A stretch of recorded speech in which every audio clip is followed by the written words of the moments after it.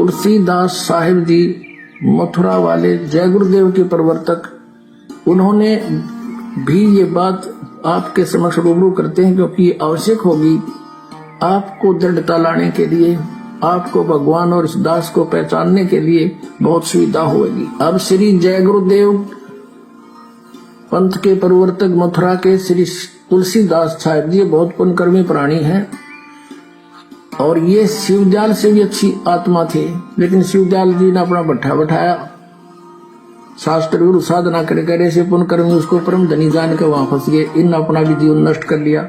सन 1971 में, सन 1954 से पहले से ये सत्संग करा तुलसीदास जय गुरुदेव पंथ का प्रवर्तक मथुरा वाला, और सन 1954 से उस समय इसकी बैटरी फुल थी चार्ज पिछले जन्म की।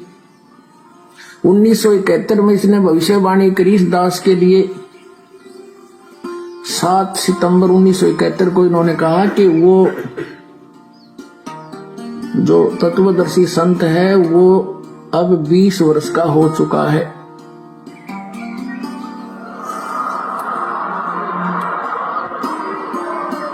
सात सितंबर 1971 को इसने भविष्यवाणी की कि वो 20 वर्ष का हो चुका है। दास का जन्म 8 सितंबर 1951 को हुआ।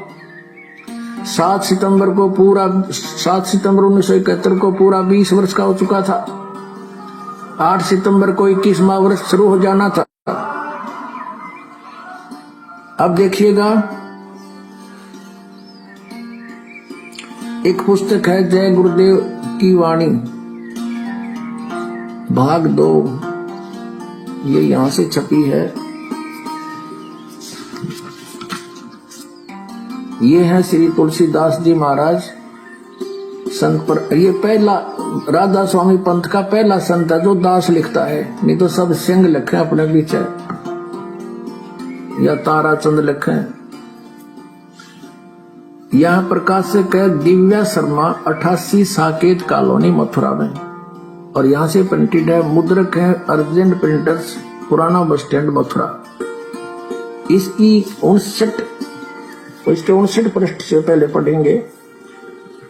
28 अगस्त को इन्होंने एक भविष्यवाणी करी थी, ये देखिएगा, ये 59 पृष्ठ है इसका, 59, और ये 28 अगस्त शाकाहारी पत्रिका 28 अगस्त 1971 में इसने कोई भविष्यवाणी की थी कि महापुरुष का जन्म भारतवर्ष के एक छोटे से गांव में हो चुका है और वह व्यक्ति मानव इतिहास का सबसे महत्वपूर्ण व्यक्ति बनेगा। उसे जनता का इतना बड़ा समर्थन प्राप्त होगा कि आज तक किसी को नहीं मिला है। वह महापुरुष नए सिरे से विधान को बनाएगा और वह विश्व के संपूर्ण देशों पर लागू होगा। उसका एक झंडा होगा, उसकी एक भाषा होगी।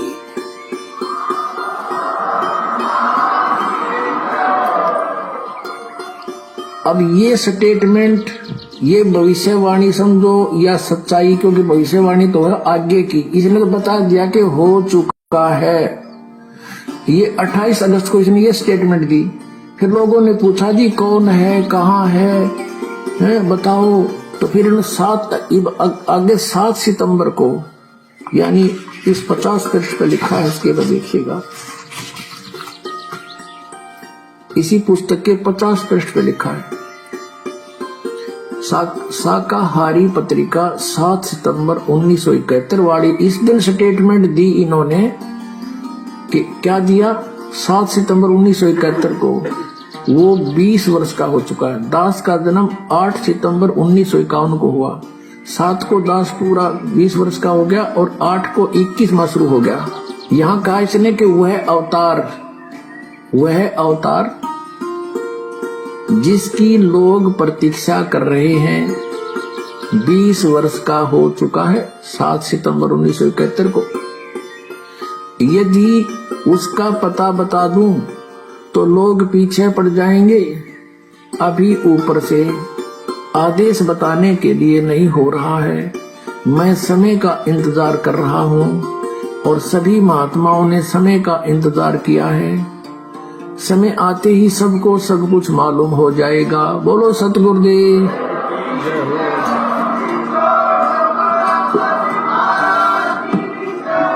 सभी प्रसिद्ध लोगों की पड़ताल के बाद यह साबित हुआ कि वो महापुरुष जो विश्व का कल्याण करेगा, वो महापुरुष जिसके ज्ञान से विश्व में शांति आएगी, वो महापुरुष जो कलयुग में सतयुग लाएगा, उस अवतार का नाम है संत रामपाल जी महाराज।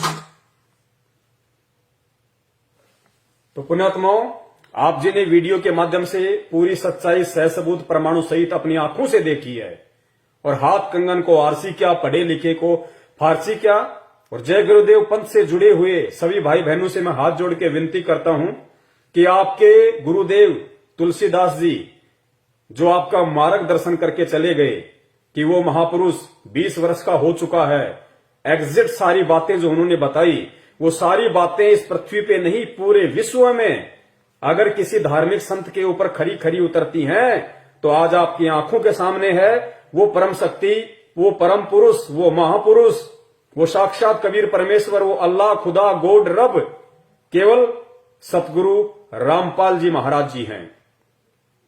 प्रार्थना कर सकता हूं, विलंब ना करें, प्रमाण आपके सामने हैं, सबूत आपके समक्ष हैं। समझदार व्यक्ति को देर नहीं लगानी चाहिए, वरना विनाश के समय में जो तांडव मचेगा, उस समय चाहे कितने हाथ जोड़ लेना, कितने ही पैर पकड़ लेना, परमेश्वर रक्षा नहीं करेंगे, क्योंकि उनके भी कुछ विधान है, उनका भी संविधान है, उनकी भी कुछ मान मर्यादाएं हैं। इसीलिए आप जीवों को उस विनाश के समय से पहले ही उस परमपिता परमेश्वर की प्रेरणा से, उन्हीं के आशीर्वाद से ये लाइव वीडियो बना बना के संदेशे दिए जा रहे हैं, सहसबूत प्रमाणित, ताकि आप समय रहते सच्चाई को स्वीकार कर लें और विनाश के समय में स्वयं और अपने परिवार को विनाशित होने से बचाएं। आगे चलिए, रूपा आनंद जी उस कल्कि अवतार के विषय में, उस परम पुरुष के विषय में, उस सुप्रीम के विषय में और क्या भविष्यवाणी करती हैं, क्या क्या पहचान बता रही हैं, जो पहचान सुनने के बाद आपको दृढ़ता आएगी, आपके अंदर एक अपने गुरु के प्रति, अपने सतगुरु के प्रति, उस अवतार के प्रति एक विशेष श्रद्धा और लगन का भाव पैदा होगा। और वीडियो आप आगे देखते जाना, ऐसे ऐसे राज खुलेंगे, ऐसे ऐसे भविष्यवाणियां उस परम पुरुष के ऊपर सत्य बैठाई जाएंगी। वो वर्तमान में जिस स्थिति में हैं, वर्तमान में जहां पे बैठे हुए हैं, उसकी भी भविष्यवाणियां पहले से कर रखी हैं कि जिस समय विनाश का समय नजदीक होगा, वो संत गुप्त रह के किसी एक जगह पे बैठा होगा। वो सारी बातें एज इट इज परमपिता परमेश्वर सतगुरु रामपाल जी महाराज जी के ऊपर ही फिट बैठ सकती हैं। क्यों? क्योंकि वही एकमात्र सुप्रीम है, उसके अलावा किसी दूसरे के ऊपर इन भविष्य वक्ताओं की भविष्यवाणियां फिट नहीं बैठ सकती। तो जगत वालों की तो मैं कह नहीं सकता, लेकिन उनके जो भगत हैं वो एंड तक ये वीडियो देखें और देखने के बाद इसको शेयर भी करते रहें, साथ साथ में हर जगह इसको शेयर भी करते रहे, क्योंकि शेयर करने का भी आपको पुण्य मिलेगा, क्योंकि आप सुप्रीम की सेवा कर रहे हैं, उस परमपिता परमेश्वर के प्रकट होने का संदेशा देश दुनिया में पहुंचा रहे हैं। पृथ्वी पर विनाश और तांडव के समय में लोगों को बचाने के लिए आप संदेशे दे रहे हैं। सुनते जाइए, आंखें फटी की फटी रह जाएंगी। जो लोग उनका जन्मदिन मनाते हैं, जो लोग उनका बोध दिवस मनाते हैं और उनको एक जीव साबित करते हैं, उन लोगों के आंखों से आंसू नहीं सूखेंगे अगर एंड तक वीडियो देख लिया तो, कि हम कितने बड़े धोखे में रहे, कितना बड़ा धोखा उसी परम शक्ति, उसी अवतार, उसी सुप्रीम के परिवार वाले हमें दे रहे हैं। क्योंकि यहां की जो शक्ति है वो कहीं भी नहीं चाहेगी कि सुप्रीम दुनिया के सामने आए, सुप्रीम को लोग जाने, सुप्रीम को लोग पहचाने। इसके लिए जो शैतान है, जो काल है, वो दुष्ट शक्तियों को भी उसी परम सत्ता के आसपास ही जन्म देता है, ताकि जब वो अवतार समय अनुसार अपना ज्ञान प्रचार करे, वो प्रकट होकर अपने मिशन को आगे बढ़ाए, तो उससे जुड़ी हुई आत्माओं को किस प्रकार तोड़ा जाए, किस प्रकार भ्रमित किया जाए, कैसे उन आत्माओं को विश्वास ना होने दिया जाए कि एकमात्र यही वो परम शक्ति है जिसकी तुम शरण में हो। कैसे उनकी मर्यादाओं का खंडन करवाया जाए, कैसी कैसी सूक्ष्म चाल खेलकर उन लोगों को भ्रमित किया जाए। इसलिए मैं निवेदन करता हूं उस परमपिता परमेश्वर सतगुरु रामपाल जी महाराज जी से जुड़े हुए भाई बहनों से कि अगर विश्वास करना है भक्ति मार्ग पे, अगर विश्वास करना है अपने उद्धार के लिए, मोक्ष के लिए, सिर्फ और सिर्फ अपने परम पूज्य सतगुरु देव के ऊपर, और सतगुरु देव जी ने सत्संगों में जो वचन कहे हैं, सत्संगों में जो आदेश दिए हैं, केवल उन्हीं को फॉलो किया जाए। और अगर किसी अपने जैसे व्यक्ति की बात भी माननी पड़े तो बात मानने से पहले यह सुनिश्चित कर लेना, यह नीर खीर का निबेड़ा कर लेना कि अमुक व्यक्ति यदि हमें कोई सलाह या परामर्श दे रहा है भक्ति मार्ग का, क्या वो मेरे परम पूज्य गुरुदेव के ज्ञान से मेल खाता है या नहीं खाता है, उनके सत्संगों से मैच करता है या नहीं करता है। अगर करता है तो सहर्ष स्वीकार कीजिए, अगर नहीं करता है तो उस व्यक्ति को तुरंत धुतकार देना चाहिए, उसको अपने से दूर कर देना चाहिए या खुद उससे दूर हो जाना चाहिए, क्योंकि वो काल का एजेंट होगा। वो तुम्हें डुबोएगा, तुम्हें बर्बाद करेगा, तुम्हें कभी भी उस परम सत्ता के संपर्क में नहीं रहने देगा। सुनिए आगे रूपा आनंद जी, परम पूज्य सतगुरु रामपाल जी महाराज जी के विषय में, क्योंकि हम तो यही कहेंगे, क्योंकि एकमात्र वर्तमान समय का जो कल्कि है केवल सतगुरु रामपाल जी महाराज जी हैं। वर्तमान का यदि कोई सुप्रीम है, कोई अवतारी शक्ति है, केवल परम पूज्य सतगुरु रामपाल जी महाराज जी हैं। लेकिन ये भविष्य वक्ता लोग ना समझ पाने के कारण उन्हें किसी और से जोड़ रहे हैं। तो ये अपने अनुसार चलें, हम अपने अनुसार चलें। तो हमारे अनुसार और इनकी सोच आधार से परम पूज्य सतगुरु रामपाल जी महाराज जी के विषय में भविष्य वक्ता रूपा आनंद जी और क्या पहचान बता रही हैं कि उस कल्कि की और क्या क्या पहचान होंगी। सुनिए।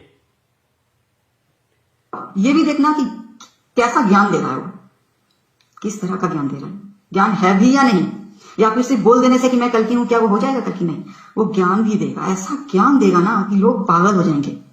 और ऐसे ऐसे खुलासा करेगा ना हमारे इतिहास को लेके कि लोग पागल ही हो जाएंगे कि अरे यार ये तो मैंने कभी सुना ही नहीं था, ये क्या बात है, नई बात। और वो साबित भी करेगा, सिर्फ बोलेगा नहीं, सिर्फ बोलना उसका काम नहीं होगा, साबित भी करेगा, साइंटिफिकली भी प्रूव करेगा, हर तरह से प्रूव करेगा। अंत में जीत उसी की होगी। नास्ट्रेडमस ने भी यही कहा था, वी फॉर विक्ट्री, वी का निशान, वी है ना, वी का निशान। तो ये कोड है। तो रूपा जी कह रही हैं कि वो जो संत होगा, वो जो कल्कि होगा, वो जो सुप्रीम होगा, उसकी दूसरी पहचान ये है कि वो ऐसा ज्ञान देगा, ऐसा ज्ञान देगा कि लोग सोचने पे मजबूर हो जाएंगे। इतिहास को लेके, इतिहास क्या, धार्मिक सदग्रंथ, वेद, कुरान, पुराण, बाइबल, इन सब को लेके वो ज्ञान देगा, वो रहस्य खोलेगा, वो बातें बताएगा कि लोग सुन के हैरान हो जाएंगे कि यार आज से पहले तो हमने कभी ये सुना ही नहीं, किसी ने बताया ही नहीं।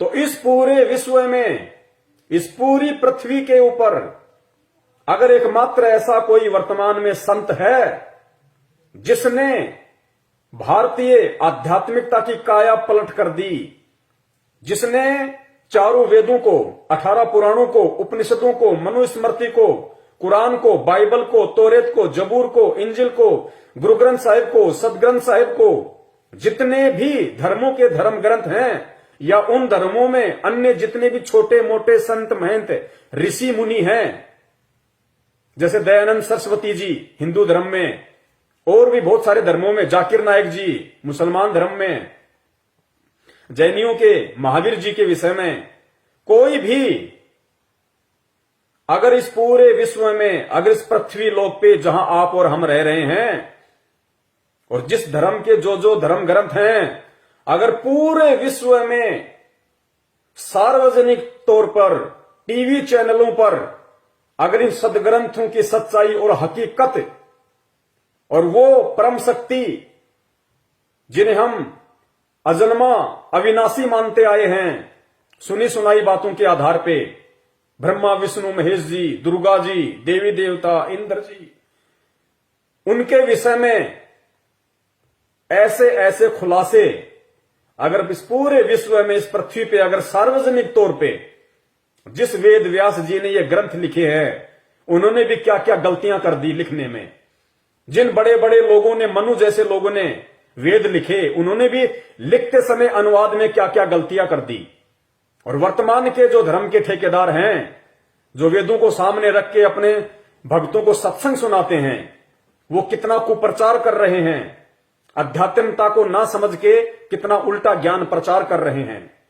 गीता जी का जिन लोगों ने अनुवाद कर डाला, हर संत ने लगभग, चाहे निरंकारी हो, चाहे जय गुरुदेव वाले हों, चाहे आसाराम जी हों, कृपालू जी हों, कुछ भी, जिन जिन संतों ने, महंतों ने, जो भागवताचार्य हैं, जिन्होंने गीता जी के इतने मोटे मोटे अनुवाद कर रखे हैं, उन्होंने कितना गुड़ गोबर एक कर रखा है, कितना अपने मनमुखी तरीके से उन संस्कृत के श्लोकों के अर्थों का अनर्थ किया हुआ है। उन गलतियों को भी यदि इस विश्व में पहली बार किसी ने सार्वजनिक किया है, केवल परम पूज्य सतगुरु रामपाल जी महाराज जी। क्योंकि इस पूरे विश्व में वर्तमान समय में अग्नि संत ग्रंथों को खोल खोल के इनके अंदर से अगर किसी ने बताया है कि ब्रह्मा विष्णु महेश, जिनको तुम अजर अविनाशी कहते हो, कि इनकी कभी जन्म और मृत्यु नहीं होती, इनके कोई माता पिता नहीं है, परम पूज्य सतगुरु रामपाल जी महाराज जी ने उसी देवी भागवत के अंदर 6वां स्कंद पेज नंबर 123 खोल के देख लेना, स्पष्ट तौर पे। अब तो यूट्यूब पे लाखों वीडियो पड़े हुए हैं, आप यूट्यूब पे जाके सर्च कीजिए कि ब्रह्मा विष्णु महेश के माता पिता कौन है, ब्रह्मा विष्णु महेश जन्मते मरते हैं, आप सर्च कीजिए, आपको ढेरों प्रमाण मिलेंगे आप ही के सदग्रंथों को, जिनको पढ़ते पढ़ते आपकी आंखें नहीं थकी, और पढ़ाते पढ़ाते नकली और मोतियाबिंद के शिकार भागवताचार्य संत महंतों की आंखें नहीं थकी। कैसा उल्टा ज्ञान प्रचार कर गए। इन्हीं शास्त्रों में लिखा हुआ है कि ब्रह्मा विष्णु महेश की भी जन्म और मृत्यु होती है। और परमेश्वर ने बताया कि कौन ब्रह्मा का पिता है, कौन विष्णु की मां, शंकर का दादा कौन है, पंडित जी हमको दो बताए। लोग कहते हैं दुर्गा, दुर्गा को लोग माता कहते हैं। दुर्गा अगर माता है तो उसका पति कौन है? अगर उसका पति नहीं है तो सिंदूर क्यों लगाती है, हार श्रृंगार क्यों करती है? तो ये सारे रहस्य कि दुर्गा का पति कौन है, काल भगवान है। कौन ब्रह्मा का पिता है? काल निरंजन, ज्योति निरंजन, जिसको ब्रह्म कहा जाता है। कौन विष्णु की मां दुर्गा। और कौन शंकर का दादा है? शंकर का दादा कबीर परमात्मा।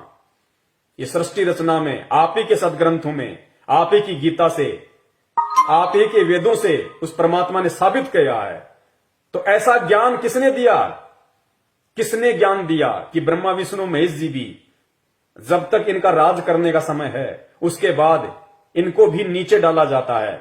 ये भी आप और हमारी तरह सामान्य व्यक्ति बनते हैं, फिर 84 लाख योनियों में जाते हैं। आप और हमारी तरह गधे, कुत्ते, सूअर, मछली, मुर्गा, मुर्गी बनते हैं। किसने बताया? उन पंडितों ने नहीं बताया, उन ऋषियों ने नहीं बताया, उन धर्म के ठेकेदारों ने आपको नहीं बताया, क्योंकि वो उनका धर्म का धंधा था। अगर वो आपको कह देंगे कि ब्रह्मा विष्णु महेश जन्मते और मरते हैं, इनके भी माता पिता है, ये पूर्ण परमात्मा नहीं है। ये केवल एक मंत्री की तरह इन लोकों में काम करते हैं। ब्रह्मा जी का काम है जीवों की उत्पत्ति करना। किसके आदेश से? दुर्गा और काल के आदेश से। दुर्गा और काल किसके आदेश से चलते हैं? उस परमपिता परमेश्वर कबीर साहिब जी के आदेश से, जो सतलोक में रहता है, सचखंड में रहता है।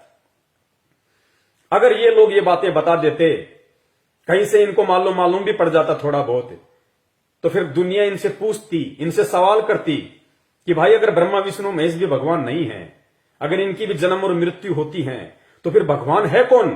तो फिर इनको भगवान का नहीं पता। ये क्या बताते लोगों को? इनका धंधा ठप हो जाता, इनका पेट, इनकी रोजी रोटी जो इन धर्मशास्त्रों के ऊपर टिकी हुई है, तो टिकी हुई थी, इनका धंधा चौपट हो जाता।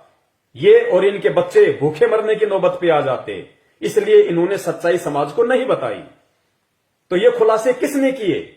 किसने खुलासा किया कि जिस इंद्र भगवान को बहुत बड़ी परम शक्ति मानी जाती है, जिसको स्वर्गलोक का राजा माना जाता है, जब वो अपना राजकार्य पूरा कर लेता है इंद्र, उसके बाद में सीधा वो पृथ्वीलोक पे आके गधे की योनि प्राप्त करता है, गधे की, जिसके ऊपर कुम्हार 2.5 मन का बोरा रख के सारा दिन ईंटें ढोता है। कौन बनता है? इंद्र देवता। किसने खुलासे किए? किसने बताया? किसने बताया वेदों को खोल के? किसने प्रमाणित किया कि पूर्ण परमात्मा जिसने सारी सृष्टि रची है, ब्रह्मा विष्णु महेश भी जिसके ही पुत्र हैं, उसी की आत्मा है। दुर्गा भी उसी की आत्मा, उसी की बेटी है। दुर्गा से ऊपर जो ब्रह्म है, जो काल भगवान है, जो गुप्त रहता है, किसी के सामने नहीं आता, जो प्रतिदिन 1 लाख आत्माओं का भोजन करता है। हम मरते हैं, हमारे पूर्वज मर गए, कहां जा रहे हैं? लिख दिया जाता है स्वर्गलोक, स्वर्गलोक, स्वर्गलोक। जाते हैं सीधा तपतशिला के ऊपर, भून भून के खाता है। किसने रहस्य उजागर किया? तो ऐसा ज्ञान रूपा आनंद जी की भविष्यवाणी के अनुसार ये रहस्य किसने खोला? किसने कहा कि जो व्यक्ति श्राद्ध निकालेगा, जो व्यक्ति तर्पण करेगा, जो व्यक्ति बरसोदी पितृ पूजा, 13वां 12वां, ये सारे पाखंड जो क्रियाएं करेगा, क्योंकि हमें बताई किसने? उन्हीं धर्म के ठेकेदारों ने, जो इन धर्म के ठेकेदार बने हुए थे, इन वेदों के ज्ञाता बने हुए थे, जिन्हें वेदों का भी नहीं पता था। उन लोगों ने पूरे समाज को भ्रमित किया, पूरे देश को उन्होंने भ्रमित किया। आज उस भ्रमणा से बाहर कौन निकाल रहा है? कौन हमारे को सत्य भक्ति दे रहा है? कौन हमारे को इस 84 लाख योनियों से मुक्त होने का रहस्य बता रहा है? कौन हमारे को वो सत्संग, वो आरती, वो मंत्र दे रहा है, जिनके प्रभाव से हम यहां भी सुखी हो सकते हैं, यहां भी हम सुख प्राप्त कर सकते हैं, और शरीर त्यागने के बाद हम इस 84 लाख इस जन्म मरण के रोग से, जिस रोग से ब्रह्मा विष्णु महेश भी नहीं बच सकते, उस रोग से हमें केवल यही परमपिता परमेश्वर संत रामपाल जी महाराज और इनके द्वारा जो भक्ति मंत्र, जो साधना दी गई है, एकमात्र यही वो हथियार है जो इस काल के जाल को काट सकता है, इस आत्मा का उद्धार, आत्म कल्याण कर सकता है। किसने खोले ये रहस्य? ऐसा ज्ञान किसने दिया? जिसने भी सुना उसकी नसें फट गई कि यार आज से पहले तो हमें ये किसी ने बताया ही नहीं, आज से पहले तो हमने किसी संत महंत बाबा से सुना ही नहीं। हम जिसके भी सत्संग सुनने गए, सामने बैठा, पद्मासन लगाया, माइक हाथ में लिया, रटा रटाया राग, आधा घंटा 1 घंटा आलापा, भक्तों में प्रसाद बांटा, अपने घर पे आ गए।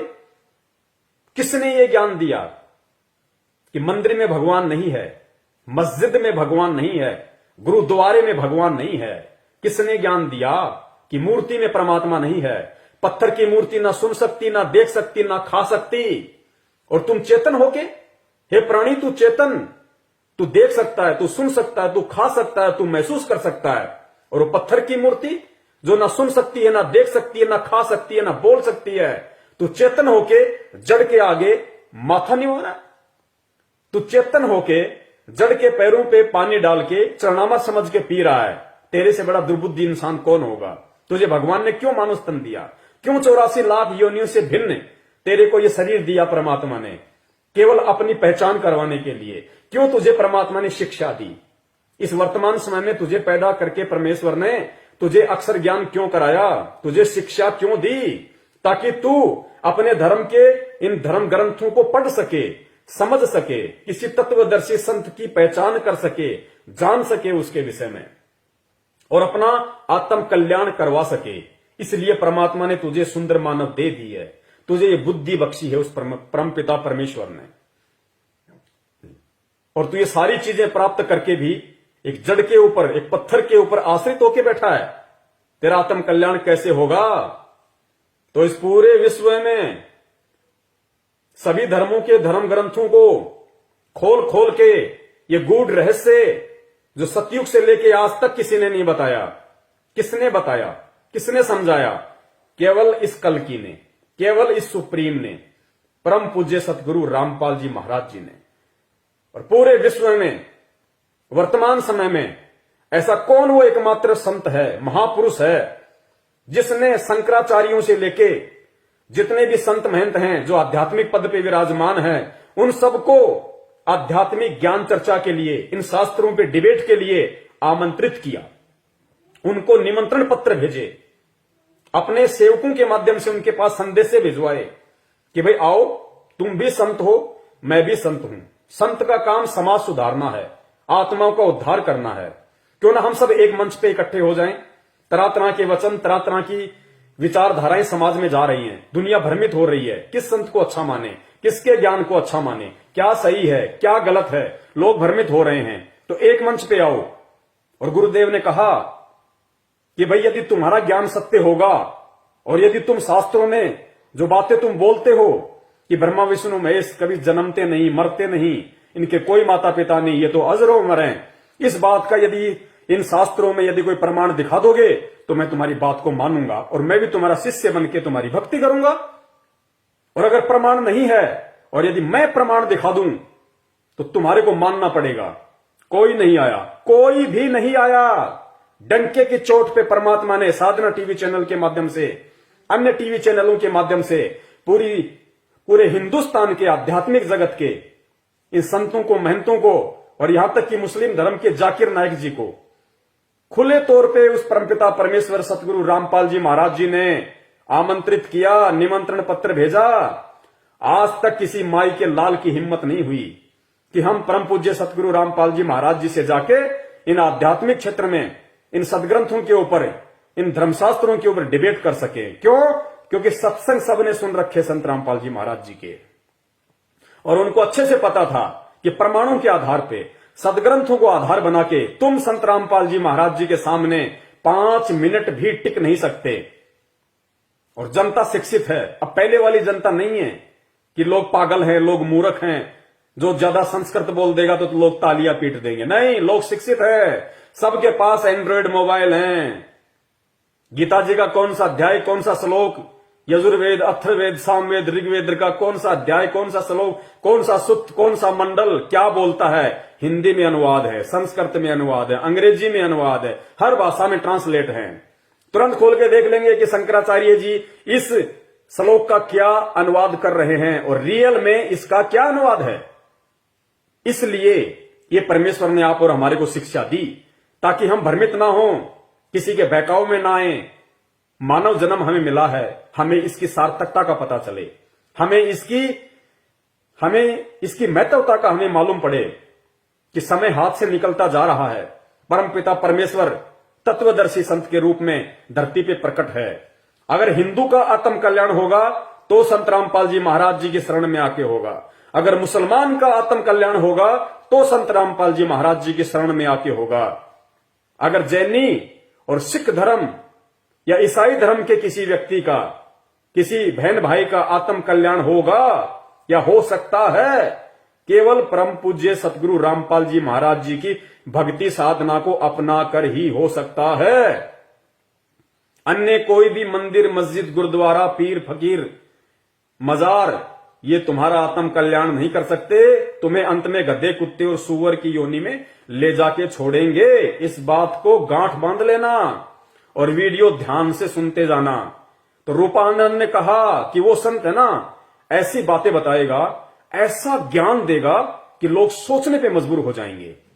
तो जो लोग उस अवतारी महापुरुष संत रामपाल जी महाराज जी के संपर्क में आ चुके हैं, जो लोग उनके सत्संग सुनते हैं, उनका सिर चकरा गया सत्संग सुनते ही कि हे भगवान कहां छुपे बैठे थे, हे परवरदिगार, हे परमपिता परमेश्वर, असंख्य युगों से हम आपके तलाश में ढूंढते ढूंढते मर गए मालिक, आपने कैसे हमारा हाथ पकड़ लिया।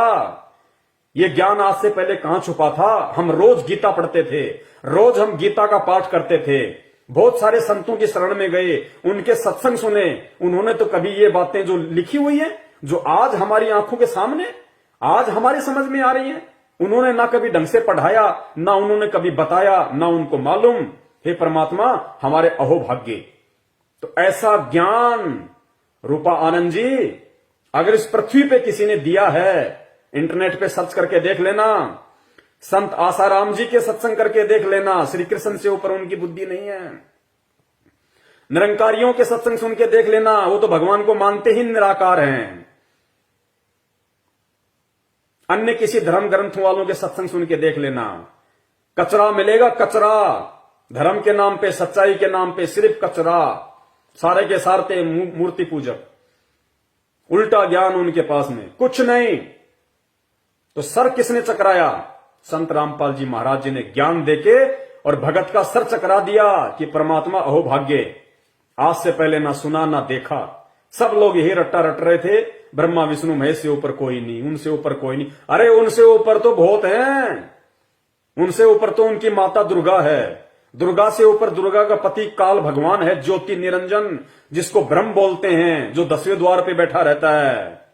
उससे ऊपर अक्षर पुरुष है। गीता जी अध्याय नंबर 15 श्लोक नंबर 17, 2 इमो पुरुष च लोक उत्तम पुरुष तू अन्य परमात्मा इति उधारते। इन सदग्रंथों के श्लोकों का, इन शास्त्रों का ये गुप्त भेद, गुप्त रहस्य किसने बताया इस पृथ्वी पे? केवल परम पूज्य सतगुरु रामपाल जी महाराज जी ने।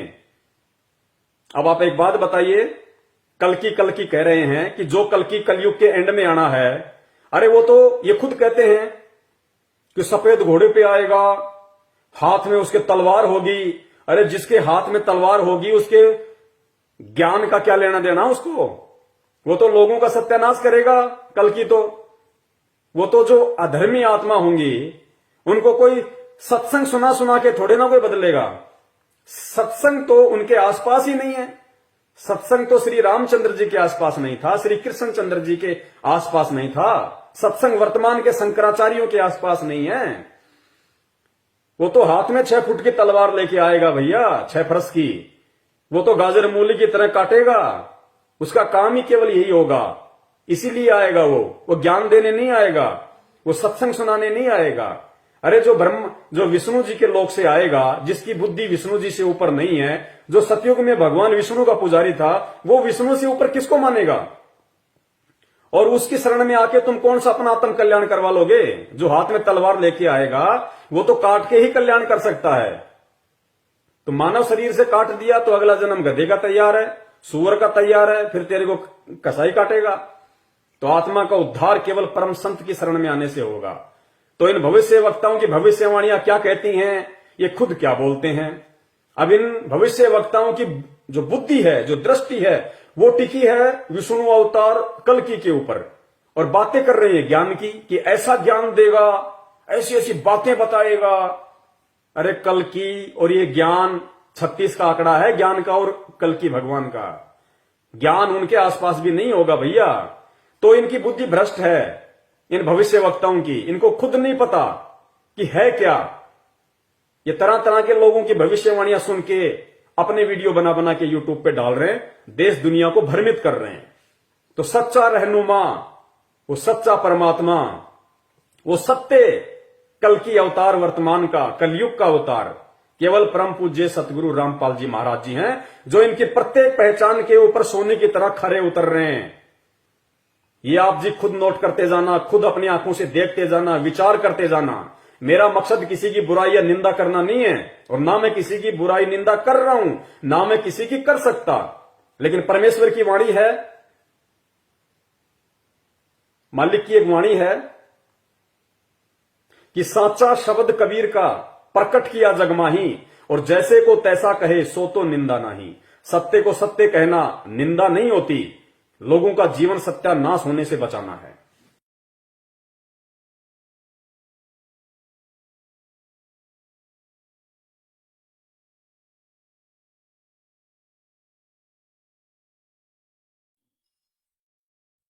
भाई सतगुरु तिलक अजप्पा माला, युक्त जटा रखवावे। सतगुरु तिलक अजप्पा माला, युक्त जटा रखवावे। जत को पीन सत का चोला, भीतर बेख बनावे। जब कोई राम भगत गत पावे हो जी, जब कोई राम भगत गत पावे हो जी। भाई लोक लाज मर्याद जगत की, तरण ज्यों तोड़े बगावे। लोक लाज मर्याद जगत